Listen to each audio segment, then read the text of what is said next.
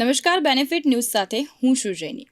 કોલકાતાની આર્જિકલ medical college અને હોસ્પિટલમાં trainee doctor સાથે જે બળાત્કાર અને હત્યા કરવામાં આવી તે કેસમાં ગઈકાલે સંજય રોય જે દોષી ઠેરવવામાં આવ્યો છે તેને આજીવન કેદની સજા ફટકારવામાં આવી છે, સાથે 50,000નો દંડ પણ ફટકારવામાં આવ્યો છે.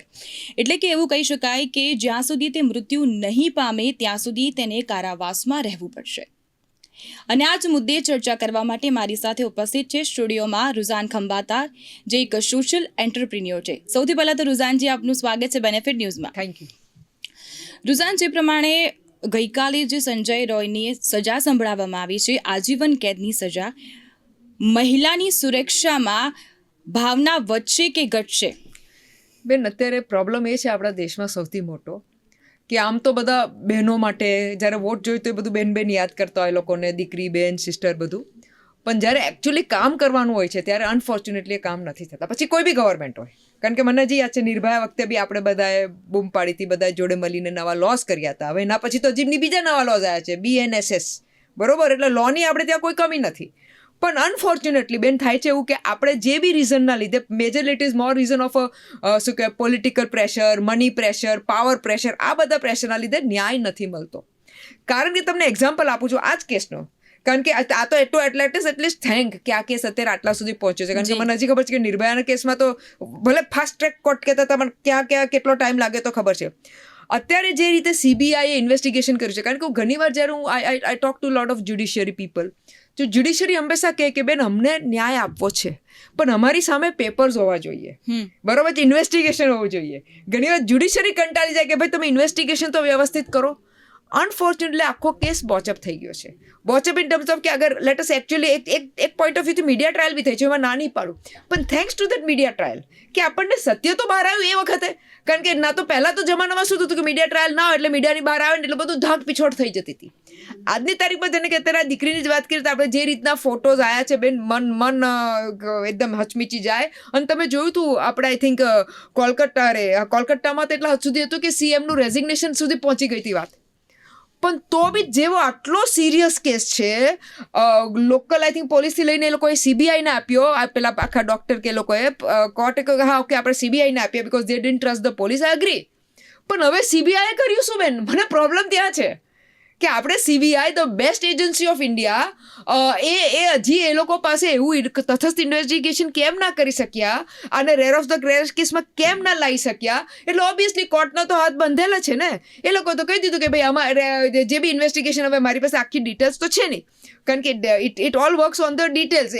તમારે મારા બોલવાથી કંઈ થાય નહીં, પણ એટલું કોમન સેન્સ આપણને કહે કે ભાઈ જેટલી ઇન્વેસ્ટિગેટર્સોએ ડિટેલ્સ મૂકી હશે એ પર જ કામ થાય. એટલે પહેલો પોઈન્ટ બેન એ છે કે ઇન્વેસ્ટિગેશન હેઝ બીન બોસ્ડ અપ. અને CBI જેવી એજન્સી કરે એનો મતલબ શું છે એ મને ખબર નથી પડી રહી. એટલે મને પ્રોબ્લેમ ત્યાં છે બેન. એટલે મેં ત્યાંથી ચાલુ કર્યો કે બેન આપણે લોકલ માણસોને ન્યાય નથી મળતો. આમ આદમી વર્ડ યુઝ નહીં કરું કારણ કે એ આપ તમે સમજશો, પણ આઈ મીન કે તમારા મારા જેવા માણસોને ન્યાય નથી મળતો. હા, કોઈ પોલિટિકલ હોય તો ન્યાય મળી જાય. પ્રોબ્લેમ મારે એ છે ને તમે કહો છો ને આજીવન કેદ, બેન મને તો ચિંતા એ છે કારણ કે આજીવન કેદ એટલે જેટલું મને ખબર છે 14 વર્ષ કહેવાય. જી. પછી તો એ લોકો કંઈક શું કહેવાય, જે બી પેલું જેમ આપણા શું અહીંયા બિલ્કિસ બાનુમાં થયું હતું એવું બી થઈ શકે છે. જસ્ટ એક્ઝામ્પલ આપું છું તમને. એટલે કહેવાનો હેતુ એ છે કે આખી દીકરી સાથે આટલું ખરાબ થયું, ડોક્ટરોએ બી બિચારાઓ કેટલું હેરાન થયા છે દીકરીના ન્યાય માગવા માટે. પણ ફાઇનલી આપણે આમ જોવા જઈએ તો આઈ મીન આપણે જે ઇન્સાફ આપવો જોઈએ તો અપાયો જ નથી ને બેન. એટલે આ કેસમાં CBIએ ફાંસીની માંગ તો કરી હતી અને કોર્ટે rarest of the rare case નથી ગણાવ્યો અને આજીવન કેદની સજા સંભળાવી છે સંજય રોયને. પણ બેન તમે સમજો, હું CBI કઈ બી બોલી દે પણ એનામાં તથસ્થ તો હોવું જોઈએ ને. Okay, go and challenge. અગર ઇફ યુ ફીલ, કારણ કે આ તો પેપર્સ બોલશો, ફરી રિપીટ કરું છું, કારણ કે કોર્ટ બી પેપર્સ પર છે ને. આ તો પેલો હાઈ પ્રોફાઇલ કેસ તો ના કહેવાય પણ જે બી આને કહેવાય ફૂલ મીડિયાવાળો કેસ છે. એટલે કોર્ટે બધું જોઈને કર્યું હશે બેન, એક એક પોઈન્ટ જોયા હશે એ લોકોએ. આપણી પાસે ઇન્વેસ્ટિગેશનમાં અંદર અપાયું છે એ મને નથી ખબર, ચાર્જશીટમાં શું પુરાયું નથી ખબર, ઇન્વેસ્ટિગેશન શું તો આપણને નથી ખબર. હા, મીડિયા ટ્રાયલમાં ખબર પડી કે પેલા દીકરીના પગ કઈ રીતે હતા, શી વોઝ બ્રુટલી કેવી એબ્યુઝડ, એના જે બોડી ઓર્ગન્સ એ બધું તો હવે બેન બોલતા બી આપણા પેલા રૂવાટા ઊભા થઈ જાય છે.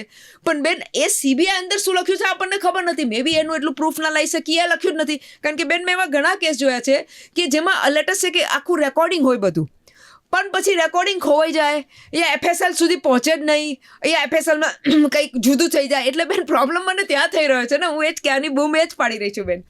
જી, જે પ્રમાણે સંજય રોયને આજીવન કેદની સજા ફટકારવામાં આવી છે, આવા તો કેટલાય કૃત્યો દરરોજ બરોજમાં સામે આવતા હોય છે કે 6 કલાકે દર એક બાળકી પર કે દીકરી પર રેપ થાય છે. ગુજરાતમાં બેન 6 કલાકે નહીં, હજી બાળકી નહીં, ખાલી બેન પર કેવું 18 વર્ષથી ઓછાનો તો આખો જુદો ડેટા છે. આપણા ગુજરાતમાં હર 6 કલાકે એક બેન એટલે અબાઉ 18 યર્સ પર રેપ થાય છે. રેપ, મોલેસ્ટેશન, યુટીઝિંગ એ તો હજી બીજા આંકડા છે. ઘરેલું હિંસા હજી આખા અલગ આંકડા છે. ને ઇન્ડિયામાં આપણે ઇન્ડિયામાં રહીએ છીએ ને, ગુજરાત તો ખરું પણ ઇન્ડિયા બી ખરું ને આપણું જ, બરોબર છે? તો ઇન્ડિયામાં હર 15 મિનિટે એક રેપ થાય છે.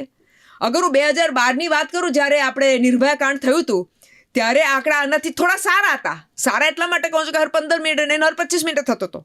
હવે તો આંકડા ખરાબ થઈ રહ્યા છે. હવે એક સામે તમે કહો કે લોકોની હા એ વાત એમ ફિલિંગ પ્રાઉડ કે આપણે જાગૃતતા કરી છે. જે બહેનો પહેલાં કેસીસ કહેતી તેના કરતાં વધારે કેસીસ નોટ થાય છે. Thanks to media, thanks to society, એ બધું થેન્ક યુ કરીશું બેન.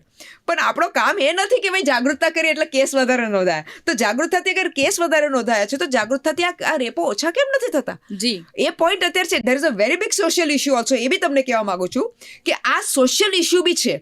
કઈ રીતે કે ભાઈ અગર લેટસ છે કે આજે છોકરાઓ બી કે આ જ સોસાયટીમાંથી આવે છે ને, જેમ છોકરીઓ છોકરાઓ બી સોસાયટીમાં આવે છે. તો આપણી સોસાયટી છોકરાઓને વ્યવસ્થિત કેરેક્ટર બિલ્ડિંગ કેમ નથી કરી શકતી? કેમ દીકરીઓને કહે છે કે ભાઈ મેં જોયા છે બેન સમાજોના સંમેલનો કે જેમાં મા દીકરીના સંમેલનો હોય, દીકરીનો પાસપોર્ટ મૂકી દો, આધાર કાર્ડ મૂકી દો તાકી એને ભાગી ના જાય કે વોટેવર એ લોકોના માઇન્ડમાં હોય. પણ તો તમે દીકરાઓને કેમ નથી શીખવાડતા, સમજાવતા? દીકરીઓ જ્યારે, કારણ કે મને ખબર છે બેન કે જ્યારે ઘરેલું હિંસા થાય છે, જ્યારે અમે સમાજ પાસે જઈએ છીએ કે સાહેબ ઘરેલું હિંસા છે જરા હેલ્પ કરી દો, ક્યોંકि આપણે તો બધા વિચારે ભાઈ સુલટી જાય, સમાજમાં જ સુલટી જાય, કાઉન્સેલિંગ થઈ જાય, પતી જાય. તો સમાજ ખબર છે શું કહે છે? ના બેન આ તો પર્સનલ મેટર કહેવાય. અરે ભાઈ તમારી પર્સનલ મેટર આ છે તો જ્યારે તમને વોટ જોઈએ છે આ મા બેટીના સંમેલનોમાં તો તમને પર્સનલ મેટર લાગતી નથી, અને જ્યારે દીકરી જોડે ઘરેલું હિંસા થાય છે તમને પર્સનલ મેટર લાગે છે. એટલે બેન આ સોશિયલ ઇશ્યુ છે. કારણ કે જે આપણે પિતૃત્વ વર્તા પેટ્રાઇકલ સોસાયટીમાંથી આવીએ છીએ, અને એ સોસાયટીના લીધે હજી બી એ પુરુષના મોટા જે શું કે મોભી કહે છે ને પોતાની જાતે. કારણ કે બેન મેં તો જોયા છું, તો કંટાળી ગઈ છું કે સો કોલ્ડ મોભીઓ તો દાન આપે ને ભાઈ મોભી દાનવીર ને બધું જાતના નામ આપે. અરે ભાઈ તમે દાનવીર છો, બહુ સરસ છે, પૈસા આપો, મને જોડે સેવા એવી કરાવો કે એટલીસ્ટ આપણી દીકરીઓનો ઉદ્ધાર થાય. અને પછી પ્રોબ્લેમ શું થાય છે? ફિમેલ ફોર્ટિસાઇડ થાય છે, રાઈટ? આપણો સેક્સ રેશિયો આખો બગડી ગયો છે. એટલે બેન તમે જો આખું ચક્રવ્યૂહ, હું એટલે આમાં ગવર્મેન્ટ રિસ્પોન્સિબલ નથી, એમાં આપણે મારી સોસાયટી સમાજ રિસ્પોન્સિબલ છે. એ બી ઇક્વલી રિસ્પોન્સિબલ છે, એવું નથી કહેતી ને. એટલે આ જે સમાજમાંથી છોકરા હોય છે, આઈ એમ વેરી ગ્લેડ કે આજે પેલા સંજય નામ છે ને, એની મધરે કહી દીધું કે મારી બી 3 દીકરીઓ છે, જે સજા આપો મને એક્સેપ્ટ છે. કારણ કે કોઈ બી માં એક્સેપ્ટ ના કરી શકે. પણ હવે એ જ પેરેન્ટ્સોને મારે કેવું છે, આ મધરને બી ને બીજા પેરેન્ટોને બી, કે તમે એવું કેમ નથી કરી શકતા કે તમારો દીકરો આવું શીખ્યો ક્યાંથી? એઝ અ પેરેન્ટ મને એટલું શીખાતું કે મારા તો પપ્પા મમ્મી કઈ બી કે આજની તારીખમાં બી તમે ઊભા થઈ જઈએ, ડિસિપ્લિન આવી જાય, ગભરાઈ જઈએ પપ્પા મમ્મીથી.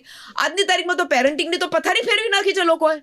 કઈ રીતે આપણે આખો પેરેન્ટિંગનો અલગ કરશું, એમાં પોઈન્ટ અત્યારે એમાં નથી લેવો, પણ એમાં ફેમિલી બી તો રિસ્પોન્સિબલ છે ને. મમ્મીએ કહી દીધું થેન્ક યુ ભાઈ, મમ્મીએ કીધું થેન્ક યુ વેરી મચ, પણ મમ્મી તમે બી તો એટલા રિસ્પોન્સિબલ છો કે તમારો છોકરો આવો બન્યો કેવી રીતે? પોઈન્ટ અત્યારે બેન આટલા બધા ઘણા બધા પોઈન્ટ છે.